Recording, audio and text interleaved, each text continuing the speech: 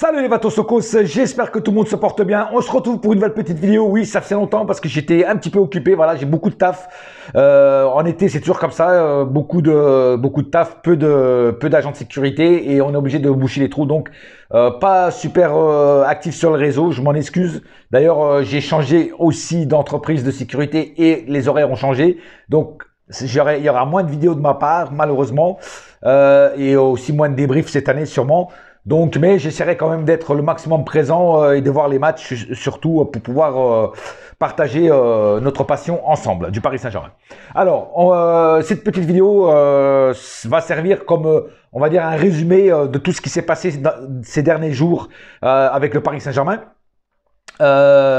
Sur l'arrivée enfin du nouveau coach qui sera donc Christopher Galtier, donc c'est officiel et confirmé, et aussi sur plein d'autres trucs sur certains joueurs qui sont arrivés en avance, et je vais donner mon point de vue sur cette surprise ou bonne surprise que les joueurs nous ont fait, surtout certains à qui on s'attendait pas qu'il fasse un truc comme ça. Mais bon, apparemment, la loi avec Luis Campos a changé. Il y a du respect, il y a de la rigueur, et maintenant ça rigole plus. Voilà, Luis Campos a mis les points sur les i aux joueurs et c'est comme ça et pas autrement. Et ça, j'adore. Mais moi, personnellement, ça ne m'étonne pas de la part de Luis Campos. Pourquoi? Parce que Luis Campos, alors déjà, évidemment, c'est un Portugais et nous, les Portugais, on est strict sur les choses. Moi-même, je suis comme ça. C'est bleu. Quand c'est bleu, c'est pas blanc. Quand c'est blanc, c'est pas rouge. Quand c'est rouge, c'est pas bleu. Tu vois ce que je veux dire? Voilà. Il faut que ça soit dans le cadre. Si c'est pas dans le cadre, si c'est hors du cadre, ça pourra pas marcher. Et justement, certains joueurs qui n'accepteront pas d'être dans le cadre, bah, ils vont dégager. Et ça fait plaisir parce qu'il va mettre de l'ordre dans tout ça. Maintenant, on va parler donc de la confirmation donc du nouveau coach du Paris Saint-Germain, Christophe Galtier. Alors, je n'avais pas vu la conférence de presse en direct parce que je n'étais pas là, j'étais au taf, mais j'ai pris le temps de la regarder en replay et je l'ai décortiqué comme certains décortiquent les crevettes. C'est-à-dire, je l'ai vraiment tout décortiqué du début à la fin de ce que le président Nasser a dit et de ce que Christophe Galtier a dit par rapport aux questions qui ont été posées pendant la conférence de presse. Eh ben, vous savez, je vais peut-être en surprendre plus d'un. Moi, j'étais sceptique sur Christophe Galtier. Eh bien, en tout cas, la manière dont il a parlé et ce qu'il a dit, eh ben, il m'a convaincu, le mec. Eh ben oui, il m'a convaincu. Alors après, les paroles, c'est bien, les actes, c'est mieux. Mais dans les paroles, le mec, il m'a convaincu. Voilà, il a été sérieux dans ce qu'il a dit. Il a dit qu'il n'y aura pas de passe-droit sur aucun joueur et ceux qui n'accepteront pas bah, seront mis à l'écart. Voilà. Il a dit aussi que certains joueurs, ceux qui ils ne pensent pas utiliser, seront donc enlevés et sûrement vendus pour ceux qui vont être vendus et pour ceux qui ne veulent pas être vendus, je pense qu'ils vont casser les contrats, je pense, hein, ça c'est moi qui le dis. Hein. En tout cas, ils ne seront pas là. Donc ça, c'est une bonne chose. Il va falloir qu'ils dégraissent les joueurs qui ne... Parce que Galtier, il a dit, les joueurs qui ne jouent pas ne sont pas heureux. Et c'est la vérité. Enfin, il y a peut-être une ou deux exceptions comme Kurzawa qui, lui, il est heureux de branler les montres religieuses. Mais sinon, la plupart sont quand même... Certains sont souvent pas heureux d'être mis à l'écart. Il a parlé aussi de la gestion des gardiens. Ça, j'ai aimé. Il a dit, il y aura un numéro 1 et il y aura un numéro 2. Mais par contre, il a dit que si celui-là qu'il met numéro 1 comme gardien, il n'a pas encore dit qui c'était. Si c'est Donnarumma qui met numéro 1 et Navas numéro 2, par exemple, si Donnarumma commence à faire des boulettes ou ne pas être satisfaisant dans le rôle de gardien, il sera automatiquement relié en numéro 2 et le numéro 2 passera en numéro 1. De toute façon, ça sera celui-là qui montrera le plus de harne, le plus de preuves qu'il est un bon gardien, qui sera numéro 1. Voilà. Si Donnarumma, par exemple, est numéro 1 et qu'il ne fait pas les preuves, Navas passe numéro 1 et il va rester numéro 1. Parce que je ne pense pas que Navas fasse des boulettes comme dernièrement Donnarumma. Parce que Donnarumma, moi, je vous dis franchement, je l'ai déjà dit, il ne me rassure pas du tout. Mais vraiment pas du tout. Voilà. En tout cas, dernièrement. Donc, on verra qui il va choisir comme numéro 1 pour commencer donc le championnat et là, donc, cette saison. Et Galtier, il a parlé aussi de beaucoup de choses. Alors, il a parlé aussi des gens qui étaient pessimistes sur lui. Alors, il a dit qu'il n'a pas mis longtemps à réfléchir pour prendre les rênes d'être coach au Paris Saint-Germain quand Luis Campos est venu le contacter. Parce que Luis Campos et Galtier, ça fait longtemps qu'ils travaillent ensemble. Hein. Donc, ils se connaissent très bien. Et donc, il n'a pas hésité une seconde. Et il a dit aussi que il sait très bien les attentes qu'il y a de ce club, la pression qu'il y a dans ce club, et aussi qu'il y a beaucoup de gens pessimistes envers lui qui, dans sa tête, ils se disent ouais, c'est normal que les gens soient pessimistes et qui pensent que je ne suis pas capable de gérer un vestiaire avec les égos qu'il y a dans le vestiaire, c'est-à-dire avec des Messi, des Neymar et des Kylian Mbappé et des Ramos et tout ça. Il a dit qu'il avait travaillé avec des vestiaires, avec des grands égos, pas forcément avec des stars, mais avec des grands égos. Je pense par exemple que Nice est un bon exemple parce qu'apparemment il est parti de Nice avec beaucoup de clash dans le vestiaire. Et donc je pense qu'il y avait beaucoup d'égos, pas besoin d'être une star pour avoir des égos dans un vestiaire. Et donc c'est pour ça que je pense qu'il saura gérer les égos. Et il a dit aussi qu'il parlerait avec tous les joueurs. Au moment où il a fait sa conférence de presse, il n'avait pas encore parlé avec les joueurs, avec aucun. Il n'avait eu aucun contact avec Kylian Mbappé, donc justement qu'il a démenti que les journalistes avaient menti, qu'il avait eu un contact, qu'il avait parlé avec Kylian Mbappé. C'est totalement faux, il l'a dit. Donc il n'avait encore vu et parlé avec aucun joueur, il allait le faire. Et donc, moi, tout ce que Galtier a dit, franchement, il m'a rassuré. Alors, il a aussi dit qu'un système de défense à 3 sera sûrement mis en place avec lui. Voilà, qui va utiliser les bons pistons qu'il a, c'est-à-dire Nuno Mendes, Hakimi, et qui va mettre une défense à 3. Alors, quelle sera la défense à 3? Ça sera sûrement Marquinhos, Ramos, si jamais il est en forme. Alors, après, pour le troisième, se pose la question. Si Kimpembe reste, il aura peut-être des chances d'être dans la défense à 3. Si Kimpembe part, parce qu'il y a des rumeurs comme quoi il va partir, ça sera peut-être Skriniar qui, pour l'instant, c'est encore en discussion. Il n'y a encore rien de signé avec Skriniar. Ça discute toujours du prix. Donc, on va attendre. Mais si c'est Skriniar qui arrive, je pense que Skriniar va prendre la place de Kimpembe. Voilà, parce que Kimpembe, ça fait 2 ans qu'il stagne. Ça fait 2 ans qu'il fait des trucs un petit peu bizarres. Et ça fait 2 ans que moi, personnellement, je parle pour moi, qui me déçoit. Voilà. Donc ça sera sûrement Skriniar, le troisième larron de la défense à 3. Après, au milieu, il y a pareil, il va y avoir un petit peu le ménage, surtout si, bon là, on a déjà Vitinha, surtout si Renato Sanchez arrivera. Donc je pense que Renato, si jamais il ne se blesse pas, ça sera Renato, Vitinha et Verratti, le milieu à 3. De temps en temps, il y aura sûrement un Danilo qui sera dans le coin. Mais tout ce qui est Paredes, Gay, Herrera, tout ça, ça va gicler, tout ça, ça va partir. Parce que, ou au moins, si ça part pas, ça restera sur le banc. Après, à eux de savoir s'ils veulent rester sur le banc pratiquement toute la saison ou s'ils veulent aller voir d'autres raisons. Moi, je préférais qu'ils partent. Hein, voilà, ils méritent d'aller dans un autre club, ils méritent d'aller dans une autre aventure. Moi, je leur souhaite pas de mal, même si j'apprécie pas trop ces joueurs-là. Je leur souhaite aucun mal. J'espère qu'ils seront débridés s'ils vont dans un autre championnat, dans un autre club et qu'ils réussissent là-bas. Hein. Moi, je suis pas contre. Parce qu'au Paris Saint-Germain, c'est plutôt la cata. Et moi, je préfère donc qu'il s'en aille, tout simplement. Voilà. Et donc voilà. Donc il a parlé de beaucoup de choses, beaucoup d'éléments. Il a répondu franchement. Même on lui a même posé la question s'il n'a pas un problème d'entraîner le PSG en étant Marseillais. Et il a dit oui, c'est vrai, je suis né à Marseille, mais quand on est un coach, on met ça de côté, on met nos origines de côté. Et entraîner le Paris Saint-Germain, c'est un honneur, une fierté pour moi. Parce qu'aujourd'hui, c'est le meilleur club de France et il est dans le top 3 des meilleurs clubs européens. Et voilà. Moi, Christophe Galtier, moi, je vous dis franchement, c'est le meilleur coach de Ligue 1, ça c'est vrai. Le meilleur coach français, pardon. Et moi, ce que j'aime bien en Galtier, c'est que Galtier, même en étant dans des autres clubs avant, il a toujours été du côté du PSG, il a toujours dit du bien du PSG et il a toujours soutenu le PSG en Ligue des Champions. Quand il faisait ses déclarations, il était toujours non, moi j'ai beau être coach d'une équipe ou d'une autre, moi je soutiens le PSG quand il est en Ligue des Champions parce qu'il représente la France. Et ça, un coach comme ça, qu'il soit marseillais ou qu'il soit n'importe quelle origine, il a tout mon respect. Et c'est vrai que ce coach, il a toujours été du côté du PSG, il a toujours défendu les couleurs du PSG, même en étant marseillais parce qu'il est né à Marseille.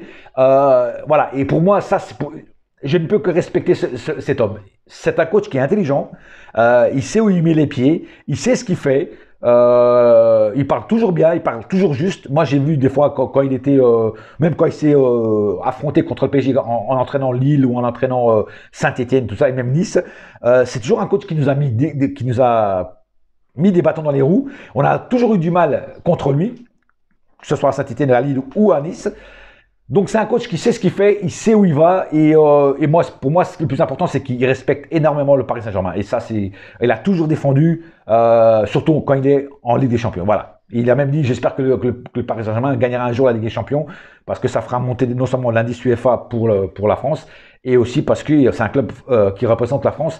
Et il a encore dit aussi qu'il était très honoré d'entraîner le Paris Saint-Germain qui a une histoire de fou. Voilà. Ça, c'est. Alors oui, il y en a qui vont dire c'est de la com, tout ça. C'est sûr qu'il n'allait pas dire le contraire, qu'il n'allait pas dire ouais, j'aime pas le PSG. C'est sûr et certain. Mais moi, ce que je pense que ce qu'il dit, il le pense, c'est qu'avant d'être au Paris Saint-Germain, il le disait toujours. Il le disait déjà ça avant, tu vois. Par rapport à d'autres coachs qui étaient plutôt contre le Paris Saint-Germain, je ne citerai pas de nom, hein, du côté de Strasbourg, l'ancien coach du Strasbourg qui était un imbécile fini, pour pas dire un con fini. Lui, il a toujours défendu le Paris Saint-Germain, même en n'étant pas encore le coach du Paris Saint-Germain. Et donc, ce qu'il disait avant, il le redit maintenant. Donc, je pense que c'est pas que de la com. Je pense même qu'il le pense vraiment. Voilà. Donc, Galtier, maintenant Conta, bah, on attend ce que j'espère que tu feras taire toutes les rumeurs, toutes les mauvaises langues, tous les sceptiques comme moi, je l'ai été. Ta conférence de presse, moi, je l'ai kiffé, je l'ai aimé, j'ai aimé ce que tu as dit. Tu as très bien parlé et moi, ça me fait plaisir. Voilà. Maintenant, comme j'ai dit, les paroles, c'est bien, les actes, c'est mieux. Voilà. Et donc, on va attendre les actes. Une chose qui est bien, c'est qu'il n'y aura pas de passe-droit. Ah, justement, il y a aussi, comme quoi, tous les joueurs qui vont aller au Japon faire la tournée japonaise, ils y vont pas pour bouffer des sushis, hein, ils y vont pour lire des mangas, ils y vont pour déjà préparer la saison et ils vont signer un contrat, apparemment, c'est ce que j'ai entendu dire, ils vont signer un contrat de respect par rapport aux lois qui vont être mises en place par rapport à ce que le PSG va exiger de certains joueurs. Si les joueurs ne signent pas ce contrat, ils ne font pas partie du projet et ils vont quitter le Paris Saint-Germain. Donc, ils ont plutôt intérêt de signer ce contrat. Voilà. Et si jamais un de ces joueurs manque ou ne fait pas ce qu'il y a sur le contrat, la sanction sera terrible. Ou il y aura une amende de fou, voilà, comme tous les autres clubs font, ou il y aura aussi peut-être du temps sur le banc, voilà, que tu t'appelles Messi, Neymar ou je sais pas qui, tu seras logé à la même enseigne et ça, le Campos, il le fait. Et ça, le Campos, il s'en fout de ton nom. Il va te mettre les points sur les i directement. Et ça fait plaisir. Voilà. Donc, ce contrat, moi, je suis pour. Et un contrat de respect. Un contrat de. Alors, je ne sais pas si ça s'appelle un contrat de respect. Moi, c'est moi qui l'appelle le contrat de respect. Qu'il n'y aura plus de joueurs qui se foutront de notre gueule. Voilà. Tu auras une hygiène de vie impeccable. Tu vas venir aux entraînements, tu vas tout donner. Et sur le terrain, tu vas tout donner. Je pense que ça sera et tu n'arriveras pas en retard aux entraînements ni dès que tu seras convoqué avec le Paris Saint-Germain. Voilà, et je trouve ça très bien. Voilà, maintenant j'ai assez parlé de Galtier, je vais parler de Neymar, de Messi et de tous ces joueurs sud-américains, Paredes, tout ça, qui sont arrivés avant le jour qui était prévu. Même si Galtier dit qu'ils étaient prévus ce jour-là, moi je pense que c'est les premiers ordres que Campos a mis en place et je pense que là ça va plus rigoler et Neymar est venu et Messi sont arrivés en avance sur la date prévue et aussi avec pas de kilos en trop. Je parle surtout de Neymar. Neymar est venu avec un corps normal. Voilà, pas de ventre, pas de gros ventre comme s'il était en cloque, le mec, tu vois. Pareil pour Messi. Les mecs sont arrivés avec un corps de sportif. Alors j'espère vraiment qu'ils sont entrés avec du bon pied, du pied droit, tu vois, et qu'ils vont, en faisant ce type de geste, qu'ils vont continuer à montrer le bon exemple et qu'ils vont être enfin sérieux cette année, qui vont vraiment, je parle surtout pour Neymar, qui ne fera plus de poker à 3h du matin, qui ne buvra plus de vin à 3h du matin, qui ne sera plus dans les jeux vidéo à 3h du matin ou sur Instagram ou sur tous les réseaux sociaux, qui sera couché à l'heure décente pour pouvoir donner le plus de lui-même sur le terrain et qui se blesse surtout beaucoup moins que les autres années. Et qui fasse pour une fois une saison entière et complète. À haut niveau, évidemment. Pareil pour Messi. Messi, pareil. Voilà. Mais j'ai moins peur de Messi en termes d'hygiène de vie parce que Messi, il a quand même une bonne hygiène de vie par rapport à Neymar qui lui est plutôt une hygiène de vie un peu dégradante jusqu'à aujourd'hui. Peut-être que maintenant ça va changer. Voilà, donc c'est bien pour toutes ces arrivées en avance. Ça montre un bon exemple. Peut-être que cette fois-ci ils sont décidés à montrer le meilleur d'eux-mêmes et que tout va se passer bien avec ce type de joueur. Voilà. Voilà, donc j'ai pas plus à dire sur cette vidéo. Donc très content qu'enfin Galtier soit le coach du PSG. Hein, encore une fois, le président a dit qu'il n'y a eu aucun contact parce qu'il y a encore une question dans la conférence de presse. Pourquoi Galtier et non pas Zidane? Tout simplement parce qu'il la répète encore, il n'y a eu aucun contact avec Zidane. Ce qui pour moi, je pense que c'est quand même un petit peu faux parce qu'il a sûrement pris la température avec Zidane, mais Zidane n'a pas voulu. Donc après, option numéro 2, c'était Galtier, même si lui dit que l'option numéro 1, c'était Galtier. Bon, on va mettre, comment dire, en doute la petite parole de notre président qui pour moi, c'est plutôt ça de la com, tu vois, voilà. Mais bon, après c'est peut-être vrai aussi, mais j'ai quand même du mal à le croire. En tout cas, une chose est sûre, on a un coach, il est prêt à combattre, il est prêt à tout déchirer, c'est ce qu'il a dit, Galtier, voilà. Et maintenant, j'attends de voir, mais j'ai confiance en lui. Franchement, par rapport à ce qu'il a dit, tu vois, il m'a fait changer un petit peu d'avis, j'ai toute ma confiance, je lui donne toute ma confiance en lui. Maintenant, j'espère qu'il ne va pas me décevoir et qu'il va tout déchirer, et peut-être, qui sait, peut-être que c'est lui qui va nous ramener la coupe aux grandes oreilles. Je touche du bois, voilà, je touche du bois. Hein. Et on sait jamais, on sait jamais. Des fois, c'est avec ceux à qui on s'entend, avec qui on n'attend rien, que c'est eux qui nous apportent tout. Voilà. Enfin, on verra bien en tout cas ce qui va se passer dans les prochaines semaines, prochains mois. Et on attend toujours Renato Sanchez qui devrait pas tarder à arriver, apparemment. Ils sont en train de régler les derniers détails du contrat. En tout cas, c'est ce qui s'entend. Scamacca, apparemment, il y a eu là, j'ai vu dernièrement qu'il n'y avait eu aucun contact avec le club où il est, que le club demande 50 millions, c'est un peu trop pour le joueur qu'il est. Alors oui, il est jeune et tout ça, mais bon, voilà, tu vois, c'est 50 millions quand même, hein, pour un joueur qui n'a pas encore vraiment explosé. Donc ça discute encore, enfin, je sais pas si ça va discuter, en tout cas, je pense que le PSG va être dessus. Bon, après, ceux qui ont dit ça, c'est ceux qui ont annoncé beaucoup de choses et qui rien n'est arrivé. Je ne dirai pas les blazes parce que ça leur fera de la publicité et ils ne méritent pas la publicité pour dire de la merde et des fake news. Donc on va attendre et que ce soit Scamacca, Skriniar et Renato Sanchez, on attend les arrivées. Peut-être d'autres joueurs, on ne sait pas encore. On verra bien. Et aussi, on attend les départs. Voilà. Ça, c'est les départs, c'est aussi très important. Voilà. Sur ce, j'ai pas plus à dire. On se retrouve dès qu'il y a des trucs nouveaux et surtout dès que je peux, parce que là, je vais être très pris avec mon taf. Donc, dès que je peux, je ferai une vidéo, je vous promets. Mais restez fidèles au poste, comme dirait l'autre. Et n'oubliez pas une chose, un seul cœur, un seul club, c'est Paris ma gueule. Yes, my friend. Et la saga continue. Allez.